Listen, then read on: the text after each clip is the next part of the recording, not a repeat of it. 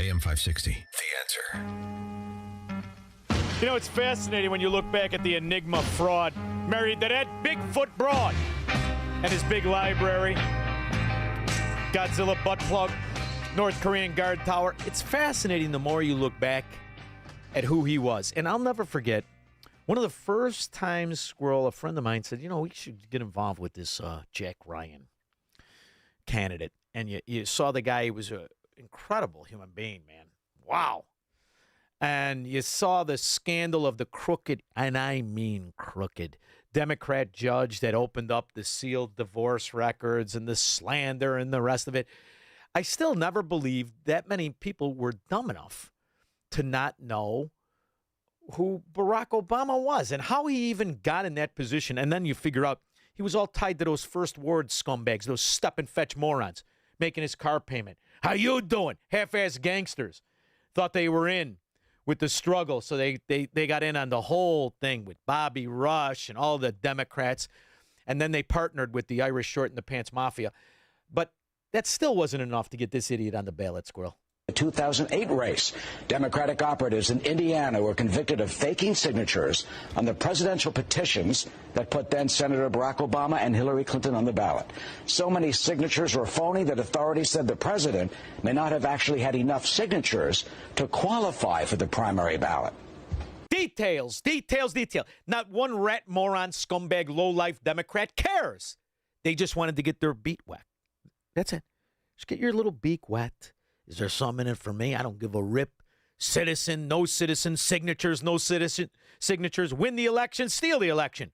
We're Democrats. We're thieves. Can I get a job on a road project where nobody shows? So you didn't write that? I did not. You didn't cast a ballot? I did not. Did you vote? No. Did you fill out an absentee ballot? Nope. Did you fill out an absentee ballot application? Nope, I didn't fill out any of those. So your vote was a fraud? It was. In Kentucky, prosecutors said 20 public officials stole elections by buying votes, spending $400,000 to buy 8,000 votes over several elections. Was it more or less than $2 in crack whores in California, Chicago, New York? Tom, Blue Island. Hey, Sean Dittos, just wanted to back up your point about these ghost construction sites. Abandoned. We've had a couple. They're everywhere where they got 2 lanes down to 1, and there ain't a dude working there. They're all over the south suburbs. A lot of equipment, though. Pull that equipment on the side. Just leave it there. I mean, they were doing it on the Eisenhower almost at dark the other night, and there ain't nothing going on the Eisenhower. And it reminded me of a couple of years ago. I was driving to Arizona, and as you were in Illinois, there was a road crew filling potholes, and I think there were 6 or 7 dudes. And as I crossed into Iowa, there was another road crew. There were 2 dudes, one guy driving the truck and one guy following the truck.